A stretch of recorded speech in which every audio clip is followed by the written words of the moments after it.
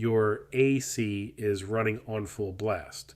The compressor is working, the vents are open, and what's coming out feels lukewarm at best. You check the Freon, fine. You check the compressor clutch, engaging like it should. You even take it to a shop and they charge you $80, maybe $120, tell you the system needs a recharge, send you home. 2 weeks later, same problem. Here's what almost nobody in that shop bothers to check first, because it takes them 5 minutes and there's no real money in it. A $2 piece of pleated paper sitting behind your glove box. It's called a cabin air filter, and if you bought your car more than a year ago, there's a good chance yours looks less like a filter and more like a small gray matted brick. Every bit of pollen, dust, brake dust from the highway, dead leaves, even bugs, gets pulled through that filter before the air reaches your vents. Over time, it clogs. And a clogged filter doesn't stop the air, it just slows it down to a trickle. Your blower motor is still trying to push the same volume of air it always has, but now it's pushing that air through what's basically a wall of compacted dust. So the air that does make it through spends longer sitting in the ductwork, picking up heat from the engine bay before it ever reaches you. That's why your vents can feel warm, even when the compressor and the refrigerant are both completely fine. You're not losing cold air, you're losing airflow. This is one of the most commonly missed causes of weak AC in the entire industry, and it's also one of the cheapest fixes that exists for a car. We're talking under $15 for the part and about 5 minutes with your hands, no tools required in most cars. Dealers know this, it's why some of them quietly upsell you a cabin air filter replacement service for $60 when the part costs $12, and the labor is a task a 10-year-old could do with a Glovebox manual open next to them. There's another symptom people almost never connect to this same part: a musty smell when you first turn the AC on, especially after the car has been sitting in the heat for a few hours. That smell isn't your imagination, and it isn't mold growing somewhere exotic. It's usually moisture trapped in that same clogged filter, sitting damp against the warm plastic, breeding whatever it's going to breed until air finally forces its way through it. Fix the filter, and in most cars, that smell disappears within a day or two of driving. And if you've noticed your blower motor sounding louder than it used to, straining a little on the higher fan settings, that's connected too. The motor works harder to push air through a restriction, which means more wear on a part that usually isn't cheap to replace. A $12 filter left in a car for 3 or 4 years can end up costing you a blower motor down the line, which is a repair that actually does require real labor. Stick with me for the next few minutes and I'll show you exactly where this filter hides in your specific car, how to tell in about 10 seconds whether yours is the problem, and the correct way to pull it and swap it without breaking any of the plastic tabs that hold your glove box together, because that part trips people up more than the actual filter swap does. And before we get into it, my name is Bob Jones, and if you've ever felt like a shop was overcharging you for something you could have fixed yourself in your driveway, that's exactly what this channel is built around. Hit subscribe now, because next week I'm covering the second filter almost nobody in your engine bay ever touches, and it's just as cheap and just as overlooked as this one. All right, let's get into your glove box. On most cars built in the last 15 years, the cabin filter sits directly behind the glove box. Open the glove box all the way. Now look at the sides. You'll usually see 1 or 2 plastic tabs or a small stopper arm that keeps the glove box from swinging too far open. Squeeze the sides of the glove box inward gently, and it should drop down further than normal, sometimes all the way open like a door. Some cars, mostly certain Hondas, Toyotas, and older Fords, tuck the filter behind a small plastic panel just above or beside where the glove box hinges. If you don't see it, right away behind the glove box itself. Look for a rectangular cover about the size of a paperback book, usually held by one or two screws or plastic clips.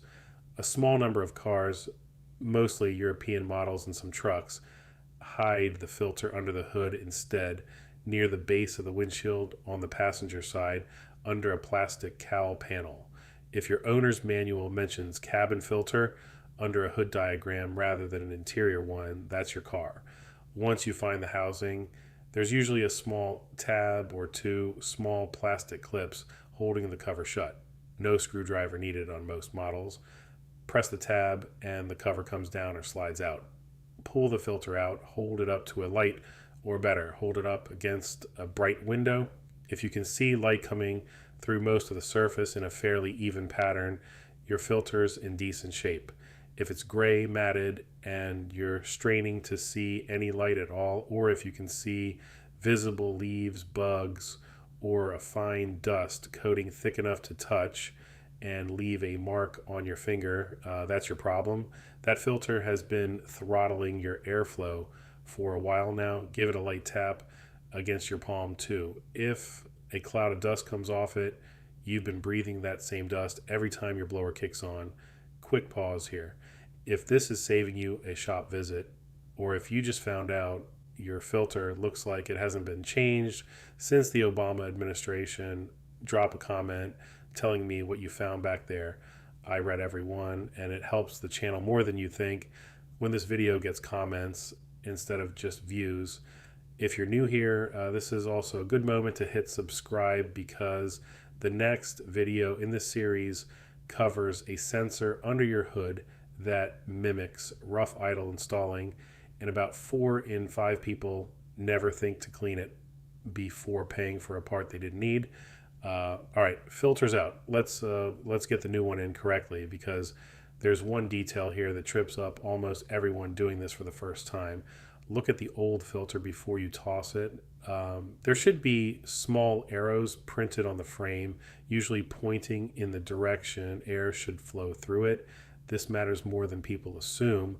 Install it backwards and you'll restrict airflow almost as much as the clogged one did, and you won't understand why your fix didn't work. The arrow should point toward the blower motor, which in almost every car means the arrow points down and into the cabin, away from the outside vents. If you're not sure which way that is, check the housing itself. Most manufacturers stamp a small arrow directly into the plastic frame around the opening too. Slide the new filter in along the same folds and angle the old one came out at. Don't force it. If it's catching on something, it's usually turned the wrong way, or you're trying to slide it in at the wrong angle relative to the frame guides. It should slide in with light, even pressure. Snap the cover back into place until you hear or feel the clips engage. Close the glove box, that's it. Start the car, turn the AC to max, and you'll likely notice stronger airflow within the first 10 seconds before the system even has time to build back up to full cold. A few extra notes worth knowing here. If you live somewhere dusty or you drive a lot of gravel roads, an 8 to 10,000 mile interval is smarter than the 12 to 15,000 most manuals suggest. If anyone in the car has allergies, there are activated carbon filters available for most makes, usually $5 to $10 more than the basic paper version, and they trap a noticeably higher amount of pollen and exhaust particles. When you're picking a replacement, don't just grab whatever's cheapest on the shelf without checking the part number against your specific model and year. Cabin filter sizes vary even across different trims of the same car, and a filter that's slightly too small will sit crooked in the housing, letting unfiltered air sneak around the edges instead of through it. Most auto parts stores can look up the exact fit if you give them your plate or VIN, and it takes them about 30 seconds. Also worth knowing, some cars use 2 cabin filters instead of 1, split into upper and lower sections stacked in the same housing. If you pull one out and airflow still feels weak after driving around for a day, go back and check whether there's a second one behind it. It's an easy one to miss, and it's exactly the kind of detail a rushed shop visit skips over. And if you already swapped the filter and airflow is still weak, the next place to check is your blower motor resistor, a small part that controls fan speed and tends to fail gradually rather than all at once. That's a different 5-minute fix, and I'll cover it soon if enough of you ask for it in the comments. Part of the reason this fix flies under the radar is that AC problems get treated as refrigerant problems by default. Low freon is a real and common cause of weak cooling, so it's the first thing most people and a lot of shops jump to.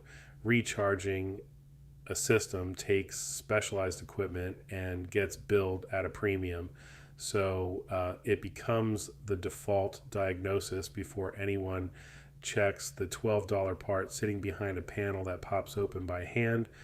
There's also a visibility problem. You check your oil, you might glance at your tires. Almost nobody pops their glove box open looking for a filter because it's not a part most owners even know exists until a mechanic mentions it or until a video like this one shows them where to look. None of this makes it a conspiracy.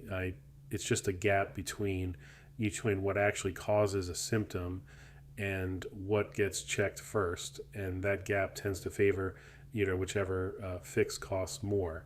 It also explains why so many people end up paying for a recharge, get temporary relief, because the system now has slightly more pressure pushing air through the same clogged filter, and then find themselves back in the same seat 8 or 9 months later with the exact same complaint. The recharge wasn't wrong. It just treated a symptom sitting downstream of the actual blockage. If this got your AC blowing colder again, or even just confirmed your system's fine and the problem's somewhere else, that's exactly what this channel is here for. Subscribe if you haven't, because I've got 2 more videos coming this month on parts that get replaced way more often than they need to be, both under $15, both 5-minute fixes. If you want the exact filter part number for your specific make and model, drop it in the comments and I'll reply directly, or check the pinned comment where I've listed the most common ones by brand. And if you're already in there with the glove box open, it takes about 30 extra seconds to check the small drain tube near the base of the housing too. On some cars, that tube clogs with debris and lets water pool where it shouldn't, which is a separate issue, but one that's just as easy to catch while you've already got everything apart. One last thing before you go. If you found this useful, the biggest thing you can do to help the channel isn't liking or subscribing. It's sharing this with the one person in your life who's currently paying a shop to diagnose an AC that just needs a filter swap. It saves them money and it costs you 10 seconds. You already know who that person is. Send it to them before they book another appointment. Thanks for watching. I'll see you in the next one.